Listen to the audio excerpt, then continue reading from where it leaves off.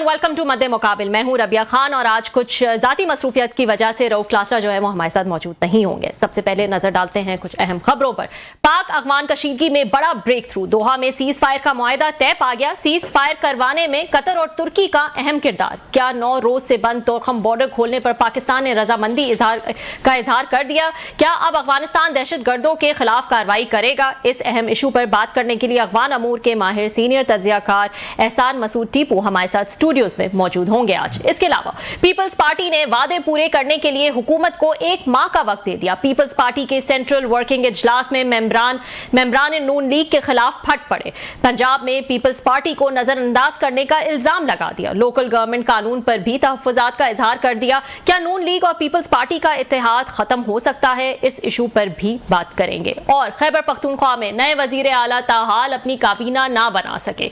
काबीना में नुमाइंदगी के लिए ग्रुप बंदी। नए वजीर आला के लिए काबीना की तश्कील मुश्किल हो गई। दूसरी तरफ नए वजीर आला खैबर पख्तूनख्वा की कौमी सिक्योरिटी इजलास में शिरकत ना करने के फैसले पर भी तनकीद। इन तमाम सियासी इशूज पर भी हम बात करेंगे आज के प्रोग्राम में। लेकिन सबसे पहले बात कर लेते हैं अफगानिस्तान पाकिस्तान के दरमियान जो अहम मुआहदा हुआ है उस हवाले से। टर्की और कतर ने जो है वो इसकी सालिसी करवाई। 25 तारीख को एक और मीटिंग होगी, वो भी टर्की और कतर की सालिसी में ही जो है ये मीटिंग होगी और टर्की में जो है वो ये मीटिंग की जाएगी। इस हवाले से जैसे कि मैंने कहा हमारे साथ आज बात करने के लिए स्टूडियोज में मौजूद हैं अफगान उमूर के एक्सपर्ट हैं एहसान टीपू मसूद। थैंक यू, बहुत शुक्रिया ज्वाइन करने के लिए एहसान। क्या ओवरऑल फील है इस मुआहदे को लेकर? सबसे पहले मैं आपसे ये पूछना चाहूंगी इस्लामाबाद में क्या फील है? अफगानिस्तान की तरफ से क्या स्टेटमेंट्स आ रही हैं उस पर भी हम बात कर लेंगे, लेकिन इस वक्त इस्लामाबाद में क्या फील है इस मुआहदे को लेकर? इस्लामाबाद में अभी भी कुछ ऑफिशियल से बात हुई है तो वो यानी अभी ज़्यादा ऑप्टिमिस्ट नहीं है। वो अभी भी यही कह रहे हैं कि हमने एक लास्ट ऑफ डिप्लोमेटिक एफर्ट वो कह लें कि हमने मौका दिया है। कतर बीच में इन्वॉल्व हो गया था, टर्की भी बीच में, और दोनों से ने कहा कि ये जो क्लैशेज जो बॉर्डर पे हो रही हैं तो सीज फायर की तरफ यानी मामला बेहतर कराने की कोशिश होनी चाहिए। और मैं खुद भी पर्सनली अगर मेरी भी आप राय लें तो उसमें यही कि जो कतर है करंटली जो यानी पूरी दुनिया में कतर वाहिद मुल्क है जिसका काफी हद तक इन्फ्लुएंस है अफगान तालिबान पे, और खासकर उसका जो कंदहारी दड़ा है जिसको पाकिस्तान मुसलसल ब्लेम कर रहा है कि मामला उनकी तरफ से खराब हो रहे हैं। और कतर ने रिसेंट पास्ट में भी अगर आप देखें तो अमरीकियों ने भी कई मौकों पे, ब्रिटिश गवर्नमेंट ने रिसेंटली उन्होंने अपने जो उनके शहरी थे जिनको तालिबान ने अरेस्ट किया था तो उनको रिलीज कराने के लिए भी यानी कतर के थ्रू मेडिएशन की थी और जो कामयाब हो गए थे। फिर तो मेरे ख्याल में मौका मिलना चाहिए कतर को भी। और पाकिस्तान ने एक और जो सबसे मेरे ख्याल में अच्छी एडिशन हुई है वो टर्की की हुई है। हाँ। और टर्की की जो ऑफिशियल उसमें बराह रास्त इन्वॉल्व हैं तो वो यानी सिर्फ ये नहीं कि इस रीजन की यानी वो मिडिल ईस्ट में जो मामला हो रहे हैं सिक्योरिटी को तो उसमें भी उनकी बड़ी प्रोमिनेंस है। रशिया और यूक्रेन के मामला को भी वो बराह रास्त देख रहे हैं। तो मेरे ख्याल में एक आप कह लें कि यानी पाकिस्तान ने जो बाकी 2 ममालिक है उसको एज अ गारंटर बना के उनको बिठा दिया कि इन केस अगर फ्यूचर दोबारा वायलेशन होती हैं अफगानिस्तान की जानिब से तो फिर हम इन 2 ममालिक से वो कह सकेंगे कि इस दफा तो आप लोग खुद इसमें इन्वॉल्व थे पूरे प्रोसेस में और ये अभी भी ये चीजें हो रही हैं। हाँ, लेकिन आपने शुरू में ये कहा कि इतने ज्यादा पॉजिटिव जो है यहाँ पे नहीं लग रहे। क्या वजह है? ये ट्रस्ट डेफिसिट इसकी वजह है या ये फीलिंग है कि उनकी विल नहीं है अफगान तालिबान की, या उनकी कैपेसिटी नहीं है, उनके कंट्रोल में ही जो है ये नहीं है कि वो इस किस्म का एक्शन ले सके टीटीपी या जो दूसरे ग्रुप्स हैं उनके खिलाफ? वो अफगान तालिबान से आप जब भी बात करें तो वो यानी एक इशू वो उसका जिक्र करते हैं कि हमारी यानी ये नो कि हम ज्यादा अगर हमने प्रेशर डाला अब टीटीपी पे या बाकी जो फैक्शन है पाकिस्तानी तालिबान के वो दाइश खुरासान की तरफ ना चले जाएं तो उनके ज़हन में ये एक खौफ है। लेकिन उससे भी जो अहम चीज है वो है उनका जो नजरियाती ताल्लुक रहा है 20 साल का। तो उसमें अक्सर हम कहते हैं कि ये जो टीडीपी वगैरह ये सिर्फ फाटा के या कबायली इलाके के लोग हैं, यानी अभी भी जो सीनियर ऑफिशियल्स हैं उनमें कुछ जो सीनियर ऑफिशियल्स हैं जिसको यानी जो शुरा के लोग हैं तो उसमें पंजाब से भी लोग हैं, सिंध से भी लोग हैं, वो हर जो इतने ग्रुप है उससे लोग हैं। तो वो एक ही चीज है नजरिया जिसकी वजह से ये सारे उनको लिंक अप करते हैं आपस में। और अफगान तालिबान भी जो इतना नुकसान उठा रहे हैं हालांकि वो अगर पाकिस्तान के साथ उनके मामला अच्छे होते तो वो काफी फायदे में रहते। उनका पूरा ट्रेड बायलैटरल ट्रेड हो, ट्रांजिट ट्रेड हो तो वो पाकिस्तान पे डिपेंडेंट है। काफी कोशिश हो रही है उनकी जानिब से कि ये चीजें ईरान की तरफ चली जाएं, इंडिया को बीच में इन्वॉल्व किया जाए, लेकिन अभी भी पाकिस्तान जो है वो डोमिनेंट है अफगानिस्तान के साथ जितनी भी ट्रेड होती है तो उसको इग्नोर नहीं कर सकते। लेकिन फिर भी वो उस कॉस्ट के लिए तैयार है। तो वो नजरिया जो है, क्योंकि अफगान तालिबान खुद को एक नजरियाती कुव्वत कहते हैं वो डिप्लोमेटिक जो एस्टेब्लिश डिप्लोमेटिक और पॉलिटिकल एंटिटी नहीं है जिस तरह दुनिया के बाकी ममालिक हैं। उनको वो रिकॉग्निशन से भी इतना वो नहीं है कि कोई रिकॉग्नाइज करे ना करे, हालांकि रशिया ने रिसेंटली किया भी है। तो वो मेरे ख्याल में वो पहलू अक्सर हम इग्नोर करते हैं पाकिस्तानी यहाँ पे जो हमारे डिसीजन मेकर्स हैं। तो सिर्फ ये नहीं कि काइनेटिक एक्शंस हो, बंदूक के जोर पे मामला ठीक करने की कोशिश हो, बल्कि उसके साथ जो नजरियाती पहलू है उसमें भी पाकिस्तानी हुकूमत को काम करना चाहिए, उलमाए कराम है उनको इन्वॉल्व करना चाहिए। तो मामला जो हैं ग्राउंड पे यानी अभी भी हमले हो रहे हैं, बड़े दर्ज के हमले हो रहे हैं। आज भी लिए ख्याल में एक बड़ा हमला हुआ था, तो हम वो चीजें ग्राउंड पे नहीं देख रहे। जब तक सिचुएशन ग्राउंड पे ठीक नहीं होगी तो इसलिए मुझे नहीं लग रहा कि टेबल्स पे या दोहा में या काबुल में या अनकरा में मामला ठीक होंगे।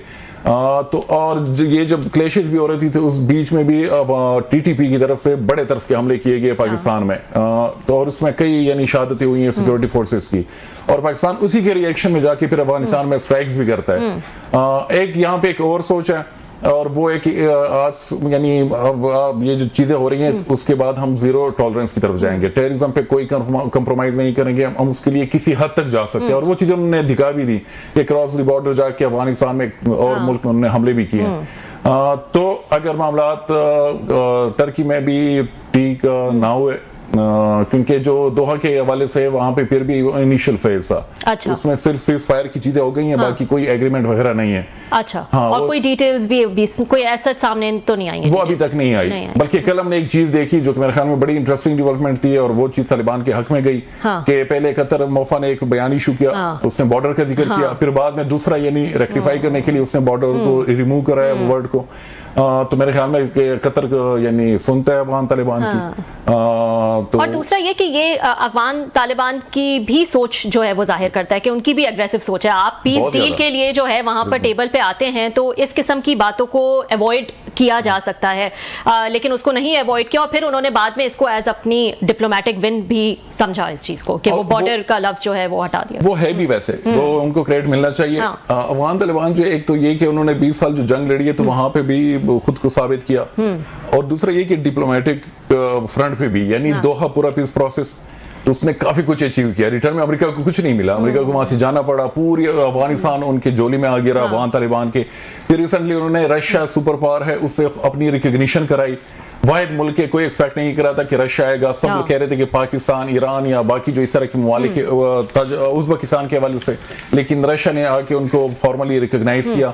अब जो दोहा में मामला तो उसमें उनका जो एक ट्रेडिशनल स्टांस रहा है बॉर्डर के हवाले से, वो ड्यूरल लाइन का जो इशू चल रहा है, वो सारी जितनी हुकूमतें आई हैं जब से पाकिस्तान बना है उनकी तरफ से ये एक है यानी इशू अफगान गवर्नमेंट्स की तरफ से, तो उन्होंने वो चीज भी यानी करवाई, वहां से हज़फ करवाई।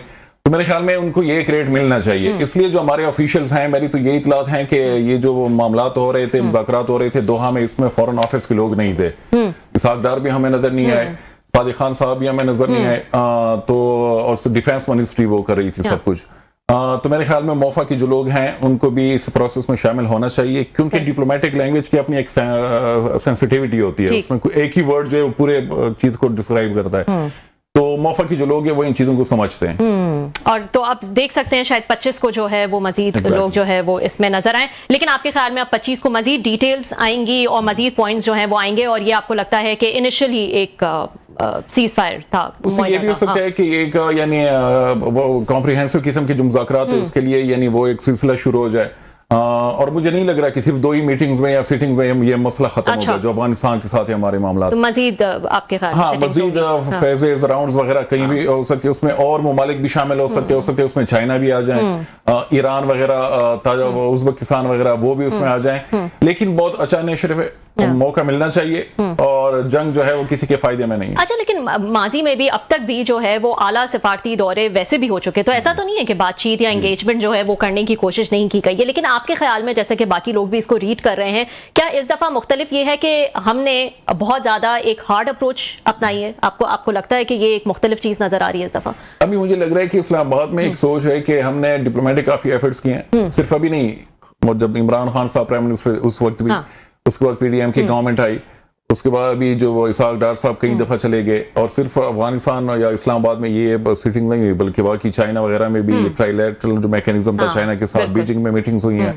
तो अभी यहाँ पे एक सोच है कि डिप्लोमेटिक जो एफर्ट्स हैं, पॉलिटिकल एंगेजमेंट, वो उलमाए कराम वाला जो वो यहाँ से मामला, वो लोग जाते थे वहां पे कि उनसे अब मामला बेहतर नहीं हो रहे, तो अब जो यूज ऑफ फोर्स है उनकी तरफ जाना चाहिए। हाँ। और पहले यूज ऑफ फोर्स हो, उसके बाद वो अपने जो मुखालिफ है उसको मुज़ाकरात के लिए बिठाओ, और ये मुझे लग भी रहा है आपको। तो इसका मतलब मिलिट्री स्ट्रैटेजी में अब मिलिट्री प्रेशर, डिप्लोमेटिक प्रेशर, इसके अलावा जो रेफ्यूजीज के खिलाफ एक्शन, ये तमाम चीजें एक साथ जो है वो चलेंगी। इकोनॉमिक प्रेशर भी, इकोनॉमिक प्रेशर वगैरह जो वो उसका क्लोजर होता है, तो मेरे ख्याल में पाकिस्तान के जितने भी वो हैं ऑप्शंस जो हैं, वो अब एक साथ ही वो यूज यानी उसका सोच रहा है कि एक साथ ही हो ताकि ज्यादा मौसर जो है वो नजर आए। और जैसा कि आपने कहा, माजी में थोड़ा सा जो है वो हम इसको इतना ज्यादा हार्शली जो है वो नहीं देख रहे थे।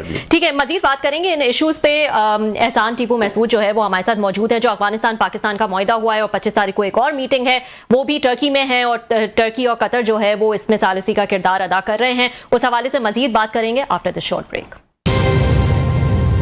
Welcome back viewers. एक बड़ी अहम इशू पर हम बात कर रहे हैं। अफगानिस्तान पाकिस्तान के दरमियान जो एग्रीमेंट हुआ है, इनिशियल एग्रीमेंट हुआ है, 25 तारीख को एक और मीटिंग की जाएगी टर्की में, और मजीद जो है वो बातचीत का सिलसिला जो है वो जारी रहेगा ताकि कोई इसका मुस्तकिल हल जो है वो निकाला जा सके। एहसान टीपू महसूद हमारे साथ मौजूद है, स्टूडियो में बात कर रहे हैं इस हवाले से। एहसान, ये बताएगा कि क्या ये जो भी प्रोसेस चल रहा है, क्या इसके दौरान जो क्रैकडाउन है अफगान रेफ्यूजीज पर, या फिर जो ट्रेड के मामला हैं जैसे कि अभी हम बात कर रहे थे, उसमें कुछ ईज ऑफ देखेंगे, या वेट एंड सी की पॉलिसी होगी पाकिस्तान की कि पहले हम देखें कि कोई आप डिसाइसिव एक्शन लेते हैं टीटीपी या जो दूसरे ग्रुप्स हैं उनके खिलाफ, फिर हम जो है वो कुछ रियायत करेंगे, या अभी हम वेट करेंगे?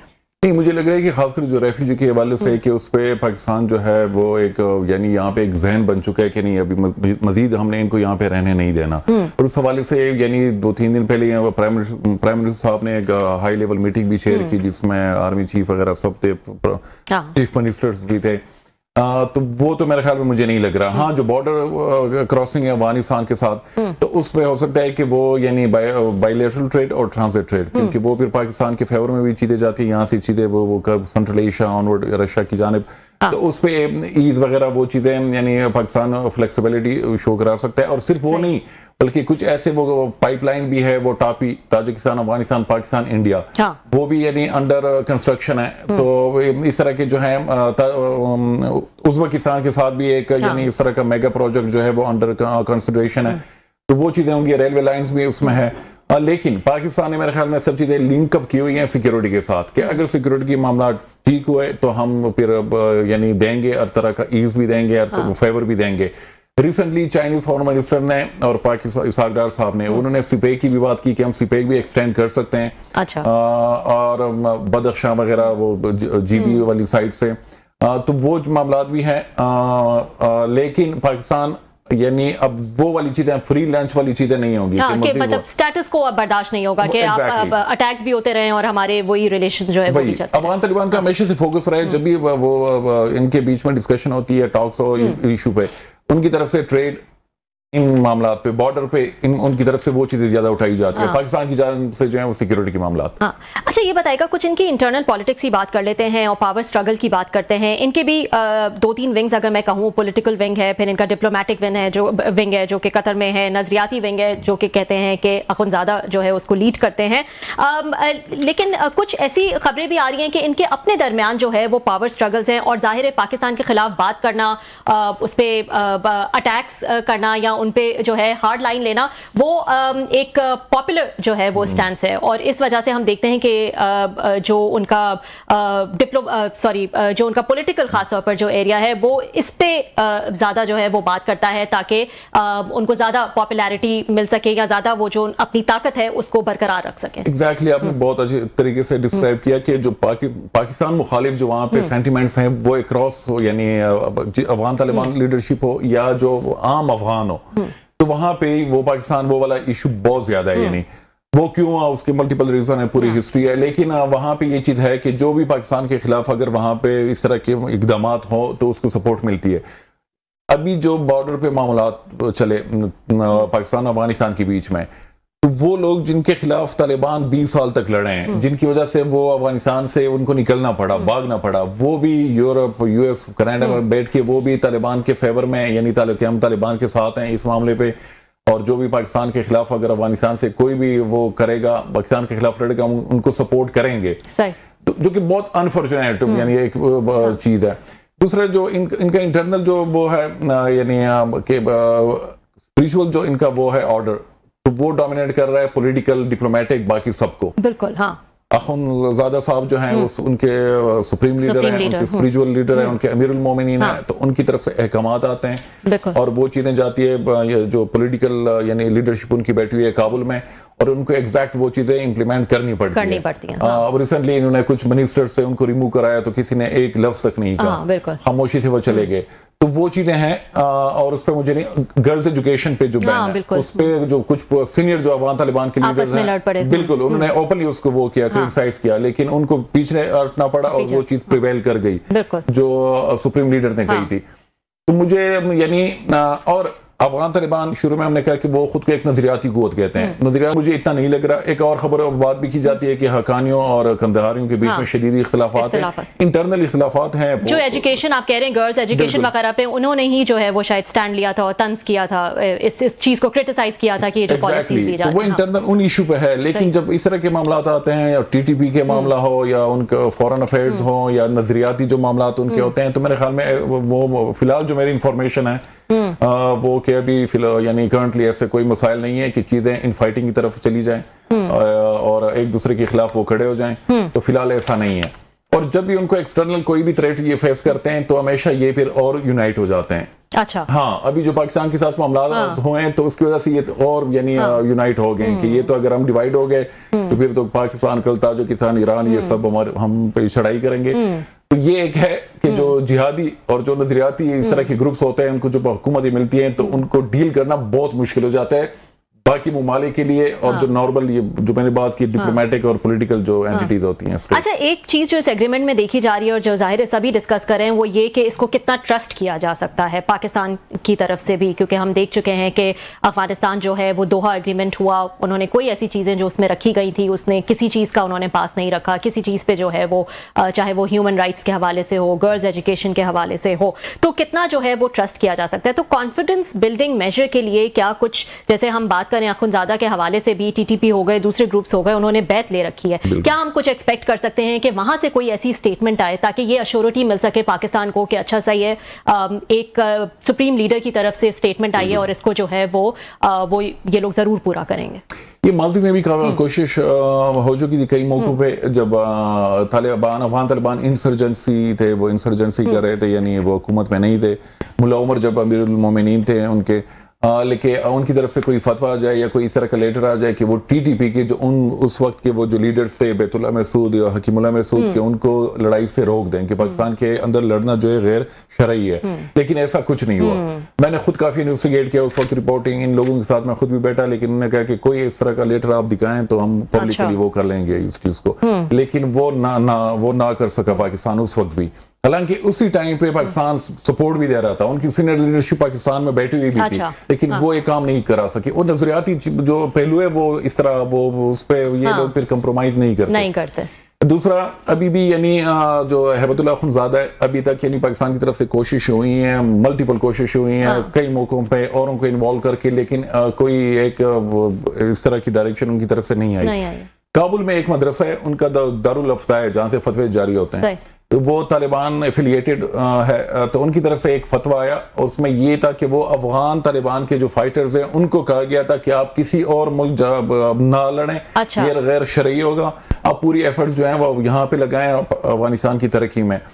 लेकिन उसमें ये नहीं था कि टीटीपी से कहा गया था कि आप लोग जो लड़ रहे हो वहां पे, बल्कि अभी तो ये हो रहा है कि यहाँ से जो उलमाए कराम है, मुफ्ती तकी उस्मानी साहब, वो फतवे देते हैं कि पाकिस्तान में आर्म स्ट्रगल जो है ये गैर शरई है और ये जुल्म है, यानी बहुत बड़ी डिस्क्रिप्शन है उसमें रिलीजन में, मजहब में, कि आप किसी को गैर शरई और उसको जुल्म करार दें, लेकिन उसके सपोर्ट में अफगान तालिबान से मुंसलिक जो बड़े बड़े उलमाए कराम है अफगानिस्तान में, वो तालिबान टीटीपी के हक में फतवे दे रहे हैं कि जो बेहतरीन जिहाद है वो पाकिस्तानी हुकूमत रियासत के खिलाफ लड़ना, और उनके पाकिस्तानी हुकूमत को डिस्क्राइब करते हैं कभी एक उसके साथ कभी दूसरे के साथ कि ये बहुत बातिल है, ये सब चीजें।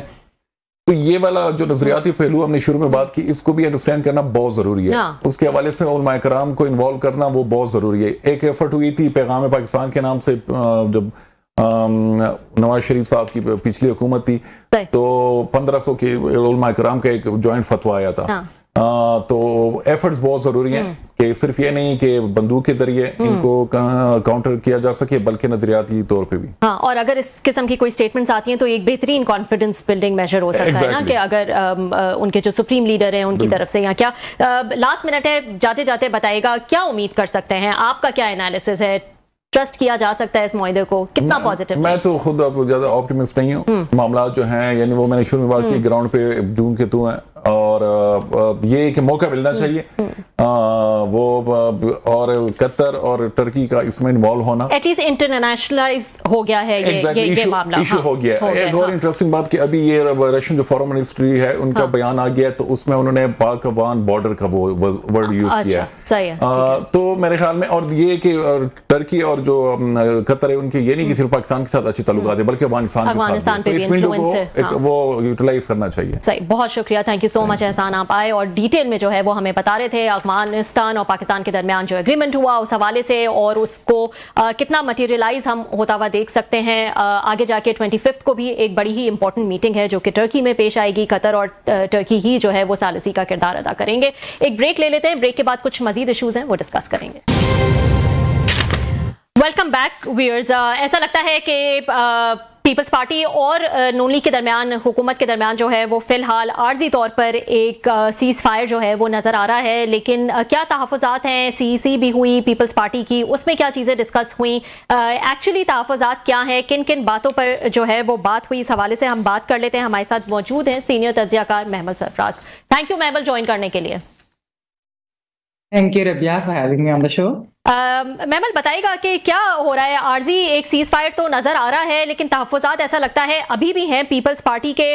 क्या चीजें डिस्कस हुई एग्जैक्टली, क्या क्या इश्यूज थे जो कि उस मीटिंग में डिस्कस किए गए? देखिए रबिया, आपको पता है कि जो पीपल्स पार्टी की जब सीसी की मीटिंग होती है तो ऑब्वियसली सारे मुल्क के लोग होते हैं और हर किसी की जो राय होती है वो एक मुख्तलिफ होती है। वहां पर हमने देखा कि डिफरेंट इश्यूज के ऊपर जो जहां से होता है वो अपनी राय देते हैं। खास तौर पे अगर आप पीपीपी पंजाब की राय के बारे में बात करें, जो कि नून लीग के साथ जिस तरह के उनके मामलात हैं, और खासतौर पर जो ये नून लीग के साथ इत्तेहाद के मामलात हैं, तो उसके अंदर काफी एक डिफरेंस ऑफ ओपिनियन पाया जाता है उनकी जमात की पॉलिसी से। इसमें मैं आपको बताती चलूं कि पीडीएम 1 के बाद इस बार तो आपने देखा है कि पीपल्स पार्टी पीडीएम 1 के अंदर तो उनके पास वजारतें भी थी, लेकिन इस तरह तो उन्होंने वजारतें भी नहीं ली वफाक के अंदर, और वो यही कहते हैं कि हम इत्तेहादी हैं या हम सपोर्ट करें लेकिन हम हुकूमत का हिस्सा नहीं है। तो पंजाब में पीपल्स पार्टी के जो लोगों की राय है वो ये है कि नून लीग के साथ इत्तेहाद से उन्हें कोई फायदा नहीं हो रहा, यानी कि ठीक है कि पंजाब के अंदर एक पीटीआई और नून लीग जो है इनकी एक लड़ाई है, और पीपल्स पार्टी जो है वो, और उसकी वजह से नून की जो पॉपुलैरिटी है अवाम के अंदर उनकी राय में कि वो इतनी ज्यादा नहीं है, और जब वो अवाम में पीपल्स पार्टी के लोग यानी पंजाब के लोग जब जाते हैं तो उनको इस लगता है कि हमें सियासी नुकसान हुआ है पंजाब में पीपल्स पार्टी के साथ, या ओवरऑल जो हमने जिस तरह इत्तेहाद किया हुआ है, तो ना ही वो हुकूमत में है कि कोई वजारतें हों तो उसकी वजह से जिस तरह हो जाता है कि अच्छा कोई बैलेंस हो जाए। तो ये और इसमें एक और भी चीज इंटरेस्टिंग है रबिया, वो ये कि देखें पीपीपी के अगर आप देखें कि जो ताल्लुकात विफाक की नून लीग की क़यादत से हैं वो बहुत फर्क है जो उनके पंजाब की नून लीग की क़यादत से, यानी कि विफाक की नून लीग की क़यादत से उनके ताल्लुकात बहुत अच्छे हैं, बहुत बेहतर है। लेकिन पंजाब के साथ हमने देखा कि वॉर ऑफ वर्ड्स खत्म ही नहीं हो रही थी। ये जो सीज फायर जिसकी आपसे बात की है ये कराना पड़ा, लेकिन ये कोई अभी की बात नहीं है। तो चले फ्लड्स की एक रीसेंट चीज है ना कि इसके अंदर बीआईएसपी प्रोग्राम के ऊपर जो है वो डिफरेंस ऑफ ओपिनियन स्टार्ट हुआ, लेकिन अगर आप पहले भी देखें वो होता, हमने देखा कई ऐसे मामला गवर्नर साहब और इस तरह पोस्टिंग वगैरह ट्रांसफर पोस्टिंग के ऊपर होता था। नहीं महमल, पहले तो भाई भी कह रही थी मरियम साहिबा बिलावल को कि मेरे छोटे भाई हैं ये। नहीं, लीडरशिप की बात नहीं मैं कर रही, यानी कि पीपल्स पार्टी की, ये तो आप टॉप लीडरशिप की बात करी, मैं वैसे जो पीपल्स पार्टी पंजाब के लोगों की बात कर रही हूँ। हमने देखा कि पहले भी इनके डिफरेंस ऑफ ओपिनियन था, इनकी आपस में बहस भी होती थी, तकरार भी होती थी, ऐसे लगता था कि शायद सेम पेज के ऊपर नहीं है। तो पीपीपी की एक राय है पंजाब की जो नुमाइंदगी के बारे में कि ठीक है, बेशक ये पीटीआई नून का मुकाबला है, हमारी एक नुमाइंदगी पंजाब के अंदर जो है उनसे कम है उन दोनों जमातों से, लेकिन ऐसा नहीं है कि हमारी प्रेजेंस नहीं है पंजाब के अंदर। सिंध के अंदर जिस तरह अगर आप देखें तो नून की प्रेजेंस नहीं है, तो यानी कि एक ये भी डिफरेंस है कि बेशक लिमिटेड ही सही, लेकिन पीपल्स पार्टी ने यहाँ से सीटें जीती, उनकी एक कॉन्स्टिट्यूएंसी है। वो समझते हैं कि अगर हमने अपनी स्पेस कार्व आउट करनी है या रीगेन करनी हो, कि एक जमाने में तो पंजाब पीपल्स पार्टी का गढ़ होता था, फिर सिस्टमैटिकली किस तरह वो खत्म हुआ, इरेडिकेट किया गया, क्या चीजें हुई। तो वो कहते हैं कि अगर हम नून के साथ रहे तो ये नहीं होगा, क्योंकि पीपीपी का जो वर्कर या वोटर जो था, वो जब नाराज हुआ तो वो फिर पीटीआई की तरफ चला गया, और वो नून के साथ नहीं गया, क्योंकि एक तारीखी पस मंजर है दोनों जमातों का। हालांकि चार्टर ऑफ डेमोक्रेसी के बाद में लेकिन जो है काफी चीजें बदली थी, लेकिन उससे पहले का जो है तो लोकल अभी जो है लोकल गवर्नमेंट्स के कानून के ऊपर भी बड़ा डिफरेंस ऑफ ओपिनियन है नून के साथ पीपल्स पार्टी का। तो ये एक चीज है ओवरऑल मेरे ख्याल में, पीपल्स पार्टी पंजाब और फिर पीपल्स पार्टी आप विफाक या सिंध, उनकी राय में एक डिफरेंस आप समझ सकते हैं। तो लेकिन आपको मेजॉरिटी क्या राय नजर आती है? आपको लगता है कि मेजॉरिटी चाहती है कि काबीना का हिस्सा बने, या इसी तरह मामलात चलते रहे? और मामलात में इतना ज्यादा प्रॉब्लम भी नहीं है ना, इत्तेहादी भी है, लेकिन किसी पॉलिसी का ब्लेम भी आपके ऊपर नहीं आता क्योंकि आप उसका हिस्सा नहीं है तो हुकूमत का। तो ये क्या मेजॉरिटी आपके ख्याल में क्या चाहती है? देखिए रबिया, इसके अंदर मेजोरिटी की बात तो नहीं, लेकिन ये पीपल्स पार्टी के अंदर एक्चुअली इस पे दो राय है। जिस वक्त ये हुकूमत बन भी रही थी इलेक्शंस के बाद, तो उस वक्त भी ये हुआ कि क्या पीपल्स पार्टी, आपको पता है उनपे प्रेशर भी था कि क्या वजारतें लेंगे कि नहीं, लेकिन उन्होंने सिर्फ आईनी पोस्ट ली थी, यानी कि सदर, गवर्नर, इस तरह की जो चीजें उन्होंने ली थी, लेकिन उन्होंने वजारतें वफाक में खासतौर पर उन्होंने कोई वजारत नहीं ली थी। तो इस चीज के ऊपर एक ओपिनियन उधर ये था कि अगर तो हम हुकूमत के को सपोर्ट करें कि इत्तेहाद का हिस्सा बन रहे हैं, क्योंकि हमारे बगैर तो फिर हुकूमत बन नहीं सकती, तो अगर हम ये बोझ ले ही रहे हैं तो फिर हमें वजारतें भी ले लेनी चाहिए, क्योंकि ताकि कोई तो जो है उसका एक तरह से कह ले कि सियासी गेन या पॉलिटिकल चीज वो वाला एक इंसेंटिव भी हो। दूसरी तरफ ये था, यही जो आपने अभी बात की कि हुकूमत का हिस्सा भी है लेकिन नहीं भी है, कि बोझ नहीं आएगा। लेकिन इसके ऊपर जो पहले वालों का यानी कि जो वो ओपिनियन था वो ये था कि देखिए ऐसा नहीं है कि आवाम को नहीं पता कि हम हिस्सा नहीं है, बेशक हम वजारतें ले या ना लें, ऐसा तो नहीं है कि आवाम हमसे सवाल नहीं करेगी। अगर पीएमएलएन कोई चीज करती है, यानी अगर हुकूमत कोई डिसीजन लेती है, तो ऐसा हमारे बगैर तो वो चीज नहीं पास हो सकती या आगे नहीं बढ़ सकती, तो बोझ तो उसका हमारे ऊपर सियासी होगा ही होगा। तो इसमें मेजॉरिटी की नहीं, लेकिन ये दो राय एक्चुअली अभी भी ये पीपल्स पार्टी के अंदर, और खासतौर पर जब ये हुकूमत साजी हो रही थी और ये सब कुछ हो रहा था, तो ये ओपिनियन था। तो ये तो जैसा आप पहले भी कह रही थी कि ऐसा नहीं, फ्लड्स तो चलो एक इंसिडेंट ऐसा हो गया कि ये चीजें इतनी खुलकर जो है वो सामने आ गई, लेकिन वैसे भी ऑन एंड ऑफ शिकायतें और तहफ्फुज़ात जो है वो पीपल्स पार्टी के एक टाइम से नजर आ ही रहे हैं, खासतौर पर पंजाब को लेकर के। अब चाहे वो अपॉइंटमेंट्स के हवाले से हो या दूसरे के उनसे मुशावरत नहीं की जाती उस हवाले से हो। लेकिन आपके ख्याल में क्या पीएमएलएन भी इन चीजों को इतना सीरियसली इनके तहफ्फुज़ात को लेगी भी, या फिर इसी तरह मीटिंग्स कर करके जो है उनको सिर्फ तसल्लियां देती रहेगी, ये सोचते हुए कि इन्होंने कौन सा चले जाना है कहीं? देखिए ये ऐसा ही है रबिया, जिस तरह अगर पीपल्स पार्टी के, मैंने कहा कि पीपीपी पंजाब की जो है वो राय मुख्तलिफ है जो विफाक की क़यादत से, यानी कि पंजाब की नून लीग की क़यादत और विफाक की नून लीग। इसी तरह से मैं कहूंगी कि ये पंजाब में नून के साथ भी ये चीज है।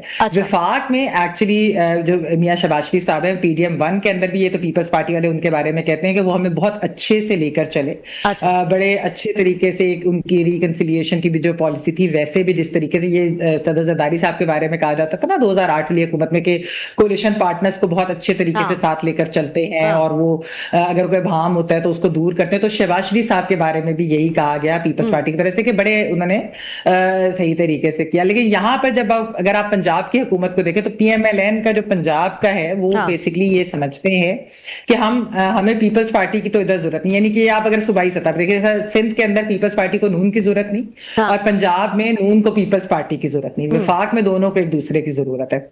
तो वो ये समझते हैं कि ऐसा ही है कि अगर हम सिंध में पीपल्स पार्टी को कहे कि हमारी आप ये चीजें जो है माने, हालांकि उनकी हुकूमत है और हम उनको हमारी जरूरत भी है, तो फिर अगर वो वहां पर हमें नहीं एंटरटेन करेंगे तो हम उनको इधर क्यों करेंगे। मतलब वो एक इस तरह से एक एग्जाम्पल इस चीज को देते हैं कि हम क्यों इधर पीपल्स पार्टी को एंटरटेन करें जब हमें पंजाब में उनकी जरूरत नहीं है, और आना तो ये हमारी हुकूमत के ऊपर यानी कि जो चीफ मिनिस्टर साहिबा है मरियम नवाज साहिबा, उनके ऊपर ही सब रिफ्लेक्ट होना है। तो हम पीपल्स पार्टी की इन चीजों को वो करें। हालांकि मैं ये कहा जाता है कि वफाक की जो पीएमएलएन की लीडरशिप है वो ये कहती है कि अफवाम और तफहीम साथ रहें और पीसफुल कोएग्जिस्टेंस, और एक दूसरे की, ठीक है हर बात नहीं मानी जाती है, तो होता है कोलिशन पार्टनर्स की हर डिमांड तो नहीं मानी जाती, लेकिन फिर भी एक दूसरे को साथ लेके चले। तो इस वक्त भी जो सीजफायर हुआ है मेरे ख्याल में इसी वजह से हुआ है। एक चीज ये जरूर है कि वजीर आजम साहब अपनी भतीजी को अंडरमाइन नहीं करना चाहेंगे। वो भी तो देखे ना, एक मेन लीडरशिप है ये, ऐसा तो नहीं है कि वो कोई नॉमिनेटेड जिस तरह होता है पार्टी का, यानी कि अगर आप दूसरे सूबों के अंदर देखें तो वो मेन लीडरशिप नहीं है पार्टीज की, कि पीपल्स पार्टी की मेन लीडरशिप सिंध में वो सीएम नहीं है या वो बलूचिस्तान में नहीं है,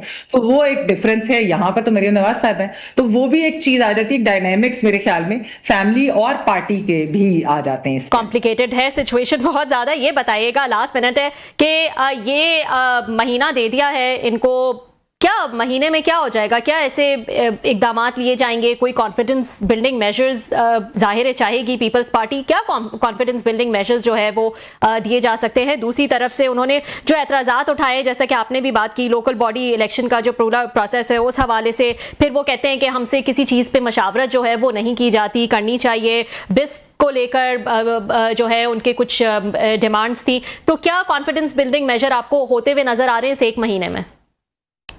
देखिए रबिया, अभी तो मेरे ख्याल में ये होगा कि जो ये अल्फाज की एक जंग, ये जो वॉर ऑफ वर्ड जो चीज हो रही थी वो शायद जो है वो बंद की जाएगी। फिर आपने देखा कि सेकंड टियर लीडरशिप, लेकिन माफी तो नहीं मांगी जाएगी मरियम नवाज साहिबा की तरफ से। नहीं, वैसे मैं आपको एक बात कहूँ, ये पीपल्स पार्टी वालों से जब मैंने उनसे पूछा तो उन्होंने कहा कि ये माफी की डिमांड हमारी है भी नहीं, यानी कि टॉप लीडरशिप की ये कोई ऐसी डिमांड नहीं है वो माफी मांगे, ऐसी कोई बात नहीं है। सिर्फ ये था कि उनका एक मशवरा था कि BISP को इस्तेमाल किया जाए। मरियम नवाज साहिबा समझती हैं कि उसको इस्तेमाल करने की जरूरत नहीं, वो अपनी तरह से जिस तरह भी वो सूबे के अंदर करना चाह रही है फ्लड रिलीफ, तो एक ये डिफरेंस ओपिनियन था। ये देखें, ऐसे ही मामलात चलेंगे पंजाब या मतलब सूबाई सतह पे, मैं कहूंगी कि कभी अच्छे बुरे यानी कि अप्स एंड डाउन्स आएंगे, लेकिन असल चीज है कि विफाक के अंदर क्या इसका कोई असर होगा कि नहीं। फिलहाल तो जो हालात हैं, तो क्योंकि ऑप्शंस बड़े लिमिटेड है, तो मेरा नहीं ख्याल कि विफाक के अंदर कोई ऐसा जो है वो चेंज आए। तो ये चीजें तो शायद हम देखेंगे अगले भी अगर कुछ साल जो है जब हुकूमत ऐसे ही चलती रहे, बस लफ्जी गोलाबारी जो है वो रुक जाए और इस किस्म के ताने तंज जो एक दूसरे पर है उसको कूल डाउन करने की मेरे ख्याल से जो है वो डिमांड की है अभी फिलहाल। ठीक है mammal, thank you so much for joining. Mammal Sarfaraz जो है वो हमारे साथ मौजूद थी, बात कर रही थी कि इस वक्त पीपल्स पार्टी और नून लीग के दरमियान जो है जो आर्जी सीज फायर हो गया है और एक महीने का जो है वो वक्त दिया है, उस एक महीने में क्या हो सकता है, कौन से ऐसे इकदाम जो है वो नून लीग ले सकती है कि कॉन्फिडेंस बिल्डिंग मेजर्स जो है वो नजर आए, पीपल्स पार्टी को जो है थोड़ी तसल्ली हो। आज के प्रोग्राम में इतना ही, कल आपसे फिर मुलाकात होगी।